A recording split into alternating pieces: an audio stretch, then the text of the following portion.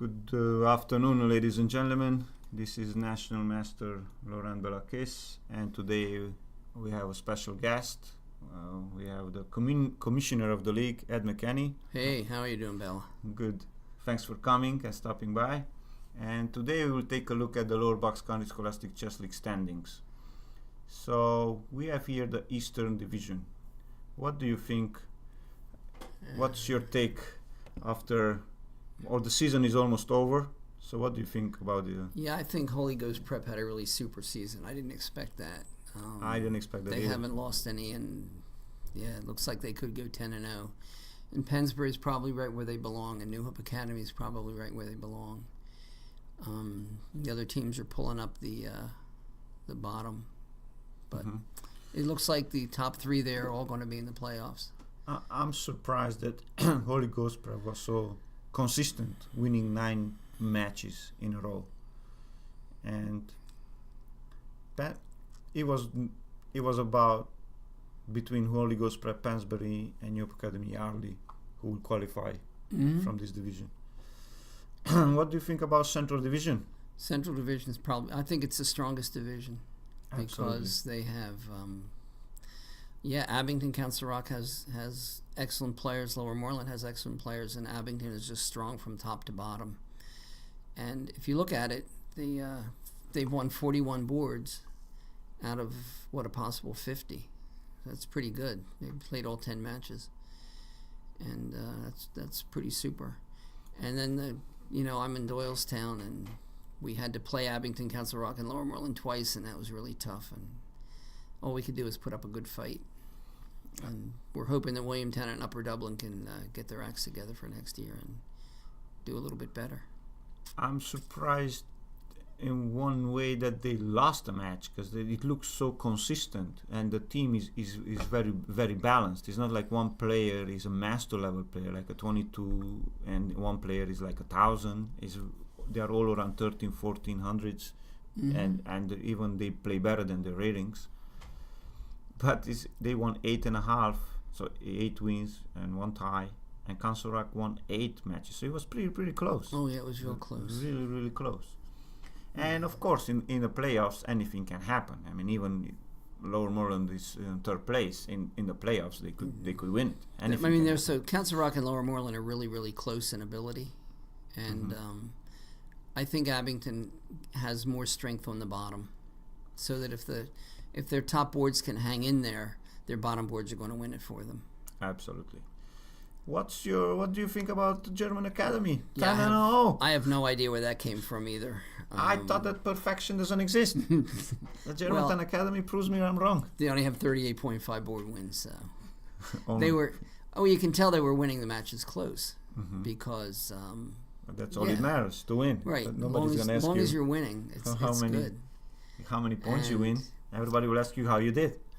And North Penn's always good. They have a really strong player on first board, so they're always going to have a head start going into every match because their first board can win. As long as he's playing. As long as he's playing, of course. He's the strongest player in the league. He's a 2270. We will go and take a look at the individual standings. But so far, we have these 8 teams qualified. Germantown Academy, Holy Ghost Prep, and Abington. They are the winners of their divisions. Right. And then we have the wild cards. 2nd place team.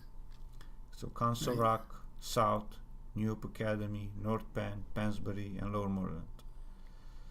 So as of now, this will be the 8 teams, and it could change. It could still change. It could change a little bit, because right? We could. Today, New Hope Academy plays with Holy Ghost Prep. That could change. New Hope Academy will play with Pensbury. That could change a little bit also. So yeah, Germantown Academy and New Hope Academy that's a tough pairing for you guys. Honestly, I would take this pairing. You know. Yeah. Then let's say Abington or Lower Moreland or Holy Ghost Prep. Right, they could be tough too. Any match is tough here. Anything can happen. Also, there's no easy way out here. No, and the team on the left is the home team. So the team Right. The team on the right has to travel to the team on the left. Okay. Let's take a look of the individual standings. Yeah, so these points are based on not only what your record is, but what board you played. Mm-hmm. So if you played on first board and you won every match, you have 200 points because you get 20 points for a win. If you're second board, you only get 18 points for a win. So you could go 10-0 but not finish at the top because you might have played fifth board.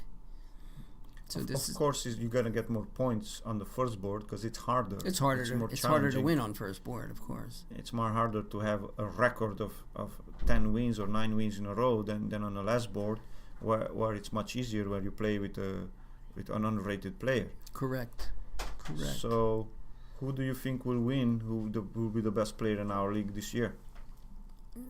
Well, it looks like it's pretty well over. With Shevelev, he's finished his season, mm-hmm. and I can't see anybody's going to catch him. And the standings will be based only on the games in the season, or also the playoffs will count? The playoffs do not count. No, it's only for what's in the season.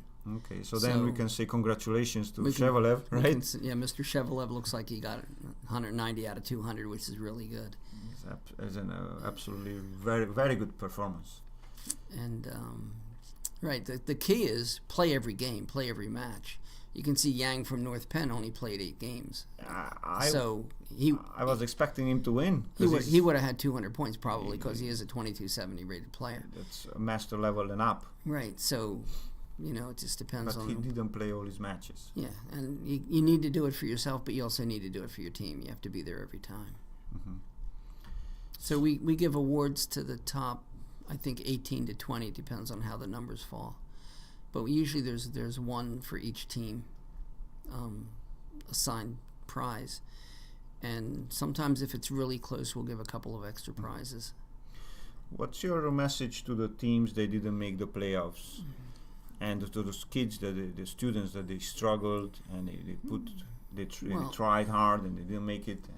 Well, you have to understand that the kids that did make the playoffs and the kids that are on this sheet that we're looking at now have been playing a while. They've been working for it so that they could get better.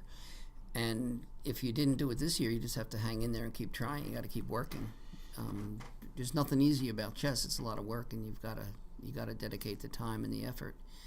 And I've been doing this for a long time, and I know kids get better if they just do that. If they try and they make an effort and they study a little bit, play a lot, they'll get better, and that's what you have to do. And if your team didn't do well, you've got to get together and practice. Absolutely. The biggest lesson I learned is I had good generation of students that I didn't have any problems. They were winning all the time because I had state champions and they were really high rated, 15, 16, 1700s. But then I had generations that they didn't play in tournaments. They weren't so good. But I was focusing on the bottom, 5th, 4th, and 3rd board, and that helped the team to win, to carry on, even though we didn't have really, really strong players. So for the weaker teams, I think it's a very good strategy to work on the bottom of the team, 5th, 4th, and 3rd board. So yeah, and you have to make it to every match. I mean, you got to be dedicated. It's just whenever there's a match, you have to be there, and you have to do the best you can and take it seriously. Absolutely. Thank you for coming in, Ed. It was Certainly. A pleasure to have you. I enjoyed it. And see you guys next week in the playoffs.